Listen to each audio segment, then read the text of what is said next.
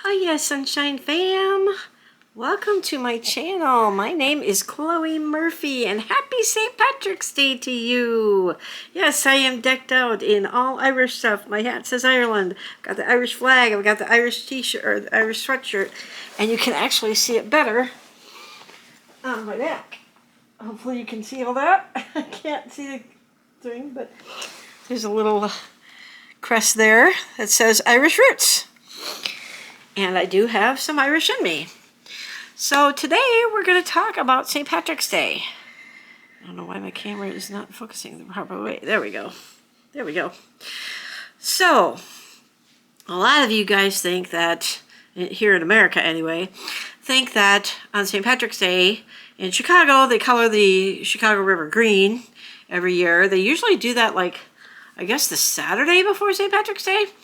Not sure why they don't do it on St. Patrick's Day, but and they say that they do such a good job that it stays green all year. Not sure exactly what kind of dye they use to put in there, but they dump like gallons and gallons and gallons of this green dye, and then they take the boats and churn it up to make it look really bright green in the water. And a lot of people think here in America that the Irish eat cornbread or corned beef and cabbage, and that they drink a lot of Guinness. Well, the second half of that is actually true.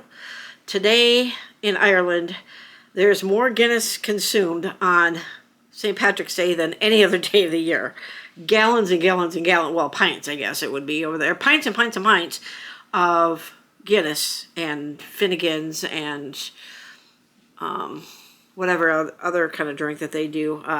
That's basically what they consume on St. Patrick's Day. They don't do a lot of eating, but corned beef and cabbage is not an Irish thing. Not sure where the Americans got that from, but the Irish do not eat corned beef and cabbage. In fact, they don't even eat cabbage at all. They're not even known for cabbage. So let's talk about the history of today. So St. Patrick's Day is observed on March 17th, and it commemorates the death of St. Patrick, the patron saint of Ireland, and has evolved into a celebration of Irish culture with parades, music, and green attire. While the holiday's origins are religious, it now encompasses a broader celebration of Irish heritage and traditions. So here's a more detailed look at the history of St. Patrick's Day. Some of this might even surprise you, because St. Patrick was not born in Ireland. As a matter of fact, he was actually born in Roman Britain, likely in the late 4th century. And he was kidnapped and taken to Ireland as a slave when he was 16. He later escaped and became a priest, returning to Ireland in the 5th century to spread Christianity. He became known as the patron saint of Ireland, and his death is marked on March 17th. Legends. Many legends surround St. Patrick, including him banishing snakes from Ireland and using the shamrock to explain the Trinity. Now, the fact that he banished the snakes from Ireland is a myth. From what I have read and heard from people that actually live in Ireland, Ireland has never had snakes, probably because of all the high cliffs of the island, or the continent, whatever, the country. The evolution of the holiday, it was the religious origins, was that initially St. Patrick's Day was a religious observance commemorating the death of the saint. Over time, it evolved into a celebration of Irish culture and heritage, with parades, music, and special foods becoming common traditions. But like I said, not corned beef and cabbage. The first St. Patrick's Day parade took place in America in the Spanish colony of St. Augustine, Florida in 1601. That's very interesting. That was not in the original reading of this. When I pulled this up the first time, it didn't have some of this stuff on here, so I don't know where that one went to. But as Irish immigrants came to America, they brought their traditions with them, and St. Patrick's Day celebrations grew in popularity, particularly in cities with large Irish populations. Like here in the Twin Cities, the Irish have immigrated to St. Paul, so you'll find a lot of Irish in St. Paul. Today, St. Patrick's Day is celebrated worldwide with parades, festivals, and other events marking the occasion. The color green became associated with the holiday possibly due to the Irish Rebellion of 1798, where the Irish wore green as a symbol of their identity. The shamrock, a three-leaf clover, is also associated with St. Patrick, as he is said to have used it to explain the Trinity. So there's the history of what today really is all about. It's about St. Patrick. Now, the Catholic Church did not recognize him as a saint, but as centuries went by, I think common, popular beliefs were that Patrick was a saint. So he's not technically a saint according to the Catholic Church. So as you can see here, my flag is very... I have it in a stand and it's been sitting out like this for a while, so it's got like a little bit of a fold in it. But this is the Irish flag. Not to be confused with the Ivory Coast flag. They both look very similar, but in the Irish Coast flag, the orange is here and the green is... So, if I can get this to sit right. So, it's actually orange, white, and green for the Ivory Coast, whereas this is green, white, and orange. So you might be wondering why they use these colors and what they mean.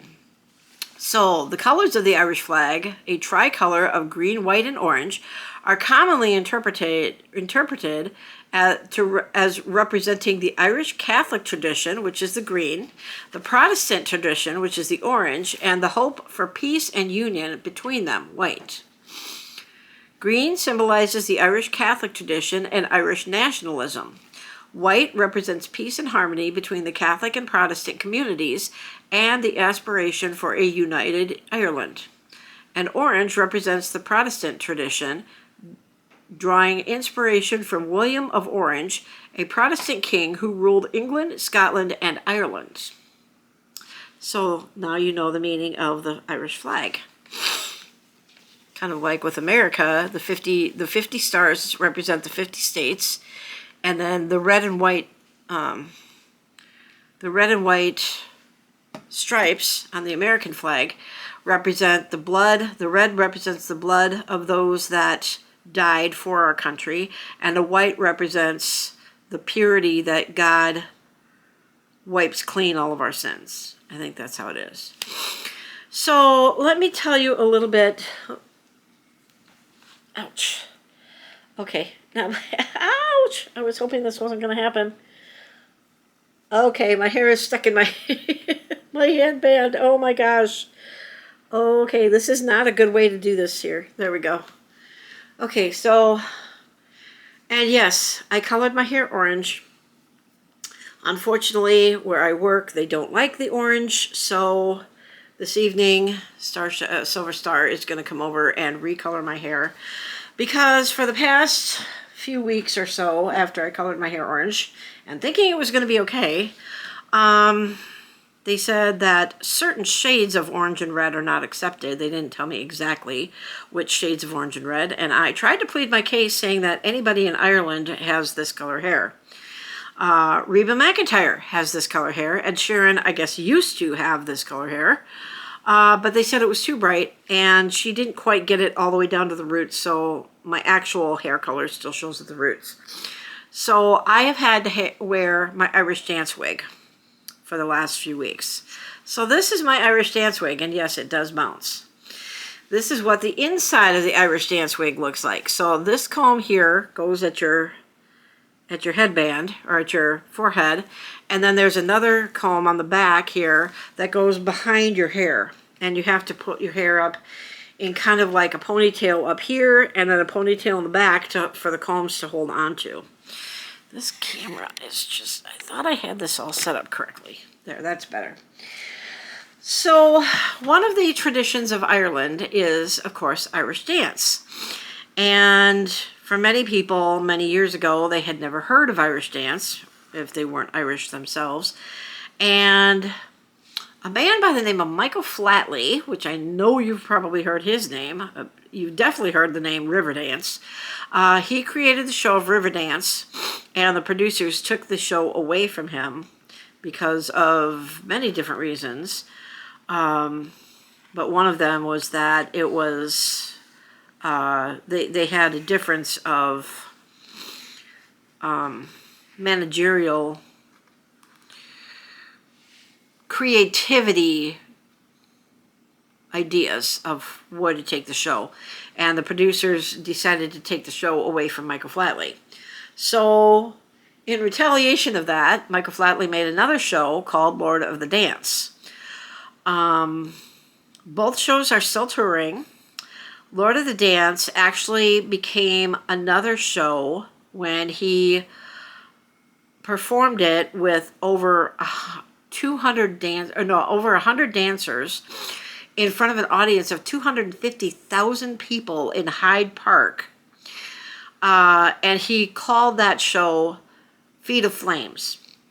Because in the original Lord of the Dance, which is basically what this show is, he left out a solo hard shoe dance that he did for Feet of Flames. So because he was always known as holding the Guinness Book of World Records for the most taps in a second, I don't remember what it is,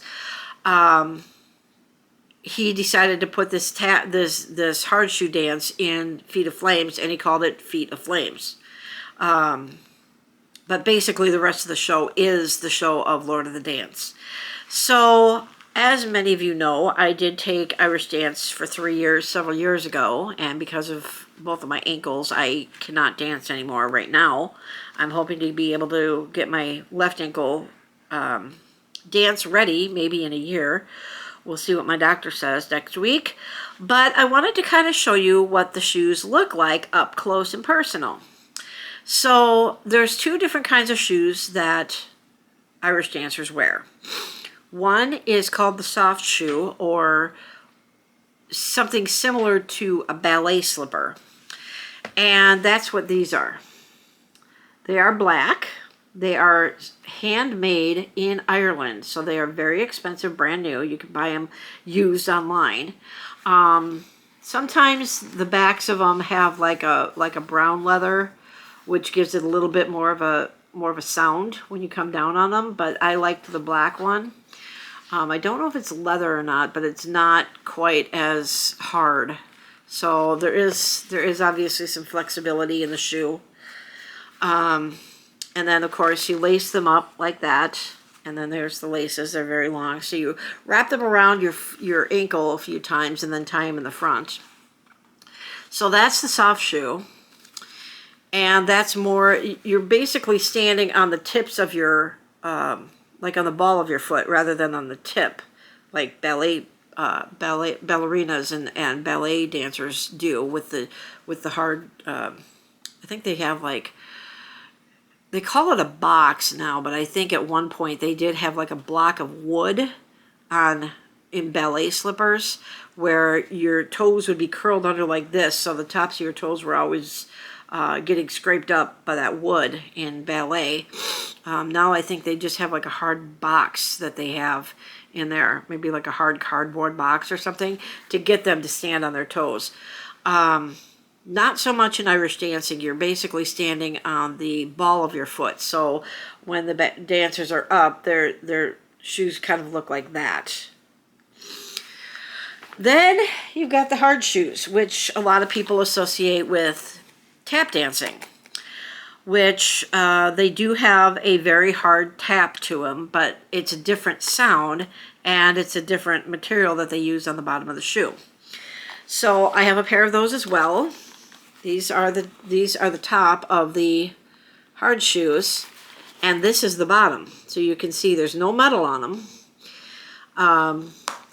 That's the heels, and you can hear the hard click on the toes. That's actually fiberglass. That green part is fiberglass. And Irish dancers usually dance on wood, so that when they're tapping or stepping with the hard shoes, then it makes a louder noise than tap dance. because tap dancers use metal on both the heel and the toe, but not so much on the Irish dance shoes. So this is fiberglass. These are also handmade in Ireland, and a brand new pair of these are at least $150 a pair. And then you got to pay for shipping for them to come over from Ireland. The soft shoes are more like $90 a pair, because they're obviously not made with as much material. And, you know, if you look at the back of this, there's not much of a heel on it. So they do slip off quite easily, whereas, you know, if you see on the hard shoe, there's more support for your heel. And then you have the strap that goes over, and sometimes the gals can put like little sparkle buckles, I think, over here on this part where the shoelaces are. So they can attach buckles here, which makes the shoe look more beautiful, more sparkly, I guess. And there is a piece on the front here, as you can see, it's kind of flat. Some Irish dancers can stand on their toes like this. I don't know how they do that, because there is nothing inside. You know, if I push on the top here, there's nothing in here. You know, it's just like a regular shoe. So it's not like I was explaining with the ballet shoes, where they've got the box or the piece of wood in front to help them stand on their toes. There's not anything like that on here. So I'm not sure how how the Irish dancers can stand on their toes. I know there is a very small piece of flat piece right here. It's not rounded, it's flat. But I don't know how they do that. I never learned how to do that. So when I was taking Irish dance class, I would say 98% of my time was spent in these. So I know the soft shoe dances very, very well. Like the jig, the slip jig. Trying to think of some other dances that I knew. I learned the jig and the slip jig. And there's another kind of dance. It's not a jig, it's something else. And gosh, it's been so long since I've taken them that I don't remember what it is. And then my third year of dancing, I started learning how to dance in these, which is why I bought these pair. I know about that much of dancing in these shoes. So if you go to my channel and you click on videos and scroll all the way down to the bottom, you will see me actually doing Irish dancing. There's only 3 videos that show me doing the Irish dancing. When I first started my YouTube channel, that's what I started my channel with. I went to Irish Fair and I danced at Minnesota Irish Fair. And I videotaped all the dancers from the school that I was a part of, which was called Rinkin-a-Wa. The gal that used to run it retired, so that school doesn't exist anymore, unfortunately. But I started dancing with her for 3 years, and so it's got all of her dancers in those 3 years that I danced. And only, like I said, only 3 videos on there show me, and that's the adult dancers. So the first year it was just me and one other girl up there, and it was the jig. I want to say it was the jig, the adult jig, maybe. I don't remember what I labeled it as. And then the second year, it was me and 2 other gals doing it. And then the third year, it was me and 3 other gals, I think. So like the first year, it was just me and one other person. So there were 2 of us on stage. Second year, there were 3 of us on stage. And the third year, there were 4 of us on stage. You can't really see me in the third one because I'm kind of behind where my kids were sitting and filming me. I was kind of behind the speaker, but when we move across the stage this way, I'm as far to the left as you can see in the video. And of course, the third year I'm wearing this, so you'll be watching that with that on. The first year I just had my hair in a clip ponytail that I bought It wasn't Irish, really. It was just a very curly ponytail that I clip in my hair that I wear once in a while, even today. And then the second year, maybe it was the second and third year that I wore that wig. It's been so long since I've watched them. But, so yeah, go all the way down my list. You'll have to scroll through several videos to see those dance videos. Actually, no, I'm sorry. The first one was me Irish dancing in a flash mob. And it was filmed by the director of the school, and she was standing across the street. So you can't really see me coming in, but I'm one of the last dancers to come in. You won't see me until I'm coming across the street at the very end. But as I come across, I come in on the right side of the screen, so like on this side, and I'm wearing like a white shirt with, I mean, you can't really see it anyway because I'm way across the street. But I'm one of the last dancers that comes in. And the dance that we did was called the Walls of Limerick. And it was called what's called a céilí dance, where céilí means that you're dancing with a group of people. And it's, you know, you've got 4 people in what kind of like a square. So you got 2 people facing each other, and they come together and they go apart, and they come together and they go apart. And then these 2 dancers hold hands, and they, you know, they kind of separate this way, and then they come back together, and then they kind of take the hands of their partner that they're standing next to, and they kind of do a spin around, and then these 2 turn this way, and these 2 turn this way and meet another group. So it's kind of like a traveling dance, I guess you could say. So if you go all the way to the bottom, the very first video is of me doing Irish dancing, my first Irish dance publicly that first year, and it was called The Walls of Limerick, and it was a flash mob. It was the coolest thing. I've never seen a flash mob live, just here on YouTube, and I got to participate in one for the first time, so that was really cool. So some of the phrases that they use in Ireland, and I got this from a YouTuber that I follow by the name of Amy McDonough Guitar. She is the wife of Ashton Bingham, who is part of the YouTube channel called Trilogy Media. And she is from County Mayo in Ireland, which is on the west coast of the Republic of Ireland. Now see, there's 2 different Irelands if you think about it. There's the main island of Ireland, which is the bigger part of it, and then up in the upper corner on the east side is Northern Ireland. And I want to say the capital of the Republic of is Dublin, and the capital, I'm not sure if I'm using the word right for capital, but like the main city, I guess you could say, in Northern Ireland is Belfast. And when I worked at Wells Fargo years ago, I had one of my coworkers had gone to Ireland, and she said when she went to Northern Ireland, she had a cab driver driving her around, and in the city of Belfast, back then, I don't know if it's still this way today, but in the city of Belfast, they have a gated area, like a big wall that kind of separates the city apart from each other, kind of like when there was a wall in Berlin to separate Eastern and Western Berlin after World War II or during World War II to keep the Easterners from the Westerners in Berlin. And then that wall got taken down. Well, in Belfast, Northern Ireland, there's a wall kind of like that, and there is a gate there.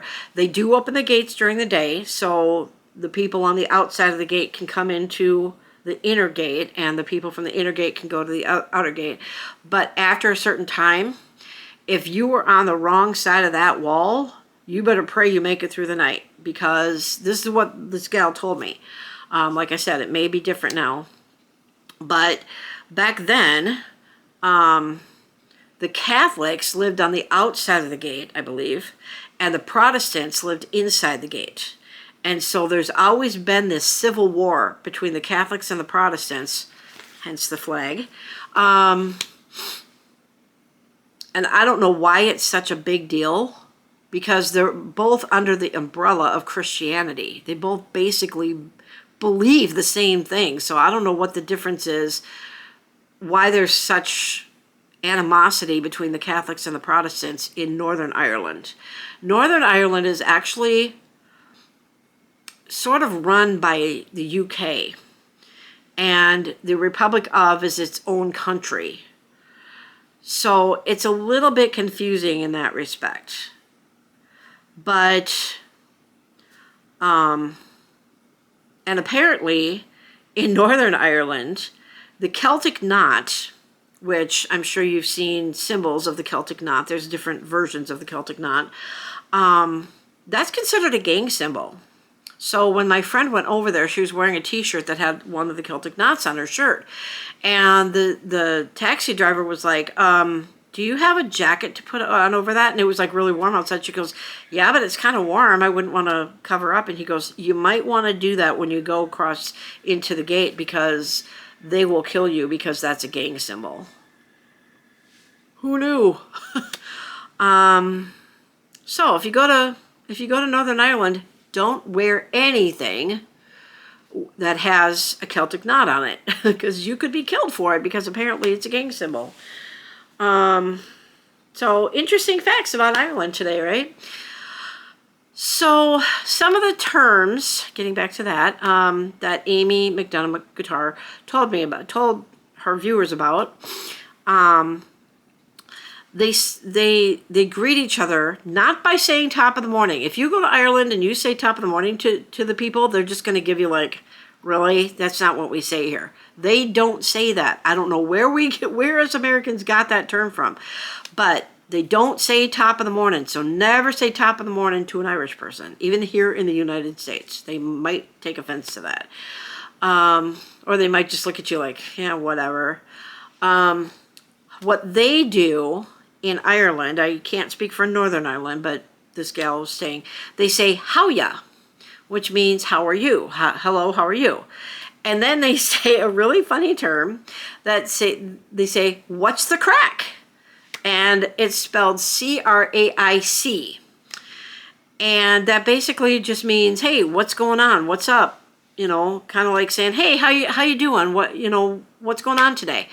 They just say, Howya, what's the crack? That's how they say it.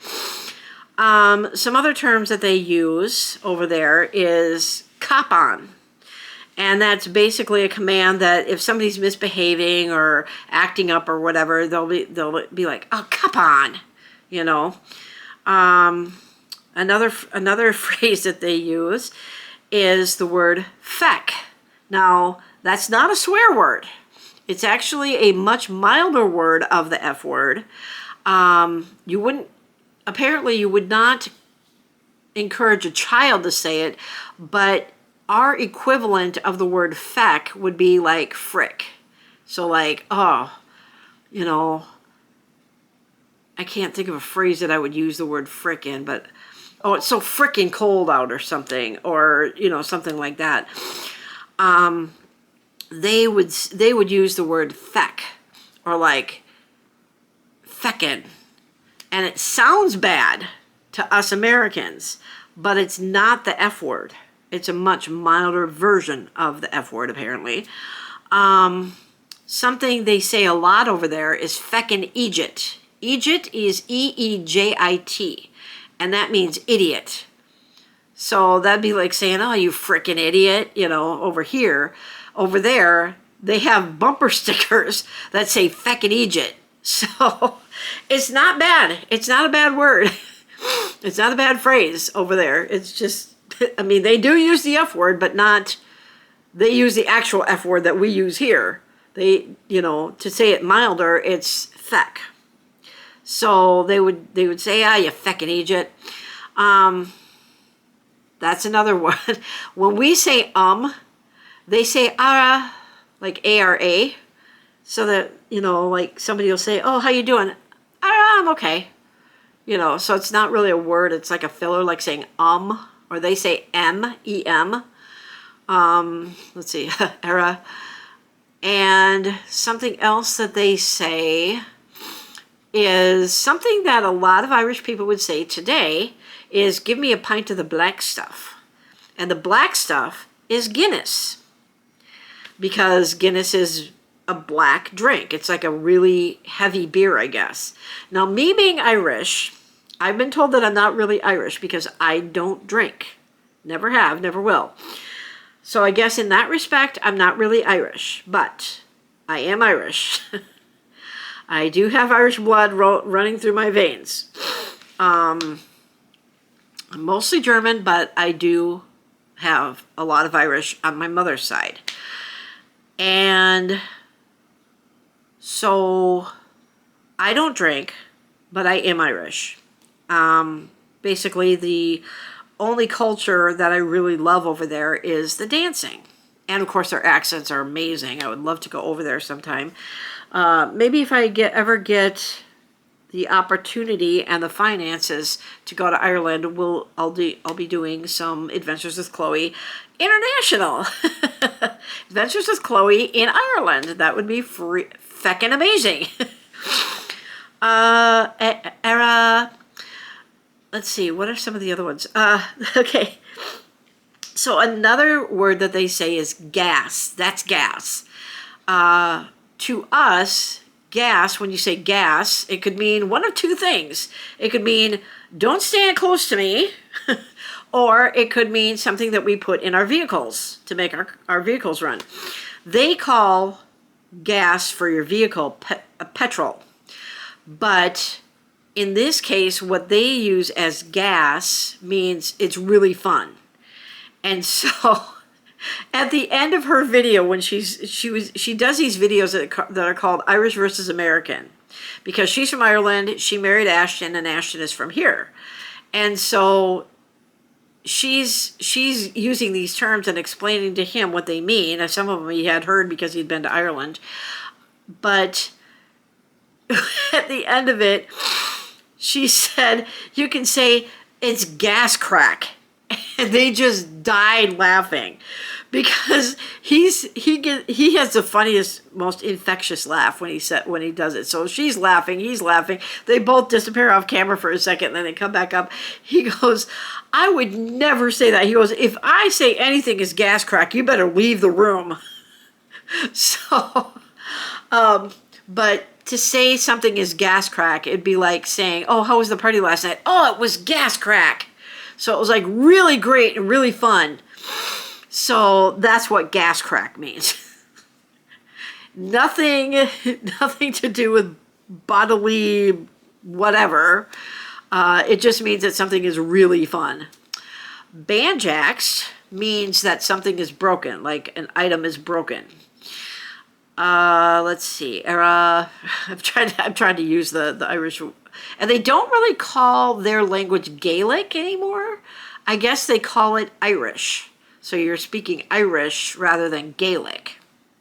Maybe some people, she did say that some people in some smaller villages throughout the Republic do say Gaelic instead of Irish, but she considers the language that she speaks Irish rather than Gaelic.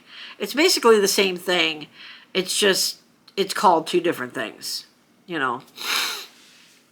Kind of like we use ghetto and English. It's basically the same thing. It's just different words mean different things in different contexts, I guess. But over there, most of the country says that they speak Irish. They don't speak Gaelic. So hopefully that explains to you. They call the bathroom the jacks. I'm trying to think of some of the other words that they use, like where we call it the John. Sometimes we call it the John or the bathroom or the washroom for those of you that are in Illinois. Let's see, what else are some of the terms that she used? And some of the things that we call here, they call it totally different over there. Like what we call a pedestrian crossing, they call it a zebra crossing. Not zebra, but a zebra crossing. Because it's got the white stripe, so it looks like a zebra, but they pronounce it zebra. Oh, and the letter H over there is pronounced H. So like they do the H. So it's H. Let's see, what are some of the other words that she used? Also, going back to the differences between what we call things. What we call a sidewalk, they call a footpath. And they call a garage kind of like where you go to take your car to get repaired. They call, what do they call what we call a garage, where we park our cars in our houses? Can't remember what she calls it. It's not a garage. Maybe they call it a garage. But to them, a garage is like a car repair place. Oh, shoot, there was something else that she... Like, I'm trying to think back to when I was watching the videos and what she called different things. Oh, they also use different forms. Oh, I got to remember to talk about your man and your won era. So, well, I'll just get into that because the one I was going to use just totally went gassed out of my brain here. Era. So I guess when they're telling a story, the Irish tell their stories really, really fast, as if they don't have enough time to tell the whole story, even if it's a short story. So let's say I'm telling you a story and there's a man on the street. And how we would normally say it is, oh, my man over there said to say hi. Well, over there, they say, your man over there said to say hi. Instead of saying, it's not really your man, it's my man, but it's Y-E-R. So it's your man, and it just means the man. And then if you're doing the woman equivalent, it's your won. So I was trying to figure out, where do they come up with the word won? And I guess if you just take out the middle letters of the word woman, W-A-N. So they take the first letter and the last two letters of the word woman and put them together. So it's your won. So your won is on the street and says to say hi. Even though it's somebody that I know. Or it's the woman on the street said to say hi or something like that. So that's kind of how they speak over there. So if you're ever near an Irish person, then they're saying your man or your won, then you kind of know what they're talking about. Era, what else? I'm trying to think of some other terms that they used differently than we do. Can't think of any. You'll just have to go and watch her videos. Her name is Amy McDonough Guitar. And let me try and pull her up here.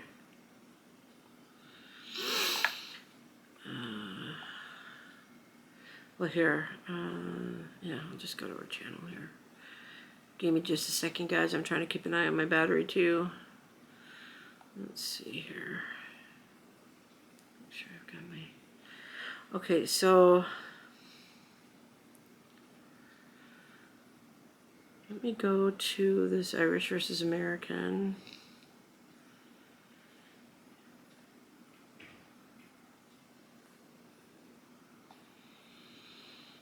Okay. Let me kind of play this beginning part for you. So this is after she says the words gas crack. This is how she starts her video. So let me pull this up here. Okay. You wouldn't ever say that. Nobody has ever said that about anything. Go to Ireland! Hey everyone, welcome back to my channel. What's up? We're doing something very different today, but it's going to be fun. If you're new or if you don't know, I am Irish, I'm from County Mayo, and I married an American. This is my husband. What's up? So this is my husband Ashton. Hello. And he's from America, obviously. I am. Tell the good people. Okay, so let me go see if I can pull up her. Okay, so that is her channel name. So it's Amy McDonough Guitar. So go check her out. She plays guitar, And so she does some videos where she's sitting there playing and singing, playing her guitar and singing. She has a really beautiful singing voice, by the way. And she's also done videos in Ireland. She does Q&As. She did these videos a few years ago where it's called Irish versus American era. So that one is part of that. So what I just showed you was the beginning of her teaching him all these new phrases like Howya, what's the crack, gas crack, all that stuff. So that's that video. So you can go ahead and watch that. So I think at this point, I pretty much told you everything to do with Ireland. I do have another video that I took on my birthday. I do want to talk about birthdays a little bit too. So my birthday was on the 8th. And I was going to hang out at the local mall and watch some Irish dancing. And Silver Star decided she was going to join me too. So in that video, I videotaped, I watched they did 3 shows. The Irish dancers did 3 shows. They were really fantastic. It's a Irish dance studio called Hudson Irish Dance. And it's not in Hudson, Wisconsin. The owner and director of that studio, his last name is Hudson, so that's why it's called Hudson Irish Dance. He had a couple people in there, a couple of the young boys that are going to be going over to Dublin, Ireland for the World's Competition, which is a big competition for Irish dancing that takes dancers from all over the world. It's not just Ireland, it's not just England, it's not just America, it's like all over the world, and they have thousands of people that go and try to compete for the championship of the world's competition. And you want to try to get within the first top 5 because then you're on the podium. And you get these, like the top prize, the trophy is like absolutely ginormous. And then they get a little bit smaller as you go down to 5th place, and then when you're 6th and beyond, you don't really get a prize. You get like something like a medal that you wear around your neck or whatever, kind of like in the Olympics or whatever. But these people train for years and years and years, and you have to qualify to even be a part of this. And then you're competing with people all over the world. So they did make like a documentary about it, and I did have it on my YouTube, on my personal YouTube. Not that you would be able to watch it because I paid for it. So, like when you go in and pay for movies, you could watch. It was called Jig, but when I tried to look for it the other day to watch it, it didn't show up on my video list anymore. And I tried finding the movie again, and I don't know if it got taken down, but I can't find it anymore. But it was following several different people from different age groups that were competing at the world's competition. So this school happened to have a couple young boys that were going to be going over to Ireland to compete for this, and they were really good. So that's going to have to be an edited video. I have to figure out how I can sign in to my Adobe Premiere Pro editing software so that I can start uploading these videos for you guys that are having to be edited. At first, when John saw the Vicodin video, he came over here and watched it, and I was red as a doorknob, or red as an apple, and he was laughing hysterically. And when he was here that day, he said, I would not put that up. Because he said, that is a side of you don't want anybody else to see. But since then, I've talked about it in my videos, and I don't know if he's actually commented on the video about it, saying to put it up, or I know Silver Star wants me to put it up because she's seen it a number of times. Clary was the one that videotaped me. But since then, John has said I should put this video up. So I'm trying to figure out, it is one whole video, but there's one section in it, and I know I've talked about this in my other videos. There's one section at the end where Clary wasn't really paying attention to what she was filming. She was looking at her phone. And I was in the kitchen, not at this apartment, it was at a different apartment. And I was literally high on Vicodin. Okay? my hair was a complete mess.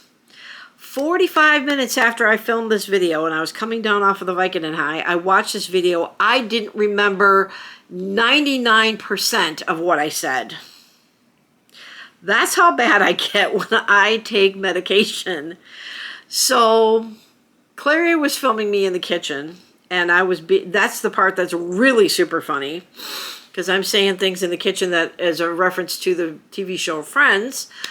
And she happened to film part of the magnets that I have on my fridge. Now, one of those magnets has my real name on it. And you know how private I am. And so I would have to figure out how to blur that out of the video. So that would have to be edited. Or I can take this camera and put it up on my, like film the video off of my computer, which means that the quality wouldn't be as good. But at that point, I would have to turn this camera to a certain way off the computer so that you don't see that, so that you can at least see the video. So I'm trying to decide what I want to do about that, because I know I've been promising you guys that video for a very long time. And that one and the one from northern Minnesota. But that one is several different clips. So I would have to edit the northern Minnesota one. And I really can't wait to show you guys. But that one I filmed in August of 2023. The one from northern Minnesota. So that one's really old.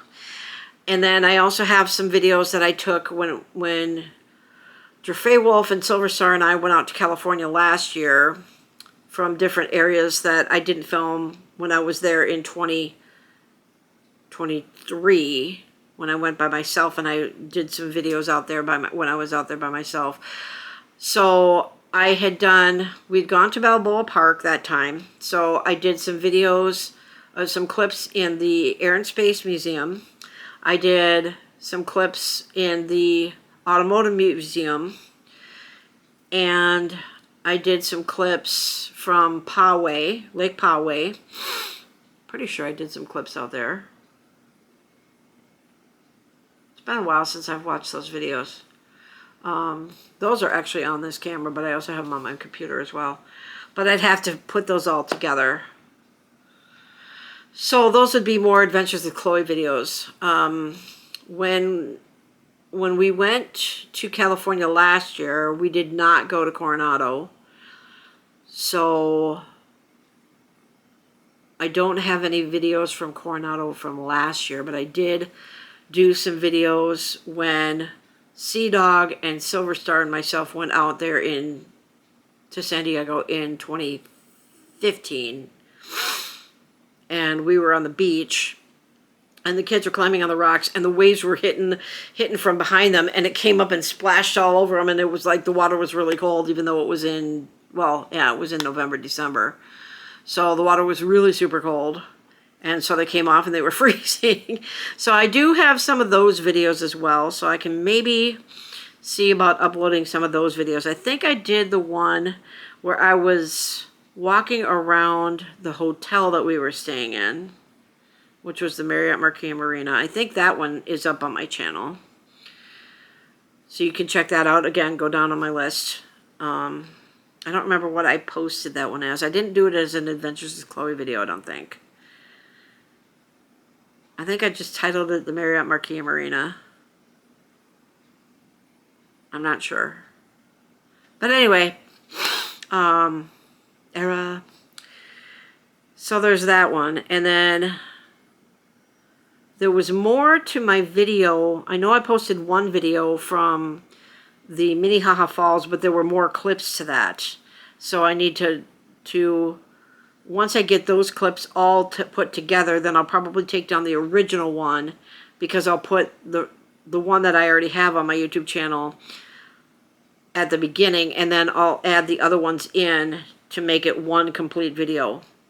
So it'll be a longer video, so then I'll probably take the original one down, and then I'll make it a longer video. And I'm trying to think if there's any other videos that I have in the hopper that I haven't been able to upload because of the editing software. I know that when I called to cancel the Adobe Premiere, they said, well, we'll give you 60 days for free. And I haven't even used it, and I don't know if that time has run out yet or not. So I may not be able to do that until I get more editing software. Right now, my finances have gone downhill again because I've been trying to pay off all these medical bills, which I have done a really good job, by the way. I know this started out being about Ireland, and I'm talking about my foot again, but I got most of my bills paid down. So I'm down to like 4, and then recently, I know I haven't uploaded a video in a while, but I ended up getting sick before my birthday, and I got up in the morning and I couldn't keep even water down. So I called the ambulance. I called 911. They brought an ambulance over, and they charged me almost $2,000 to drive me 4 miles to get me to the urgent care. I thought that was ridiculous. So in the original bill, it said, you can fill this out. Oh, my battery's going to die here. And I think it's about ready to die. So I think at this point, I'm going to go ahead and let you guys go. I'll talk about that on the next one. Sorry that it got blurry. I came really close to the camera. But I'm going to let you guys go so that this video doesn't cut out before my end of my intro or my outro.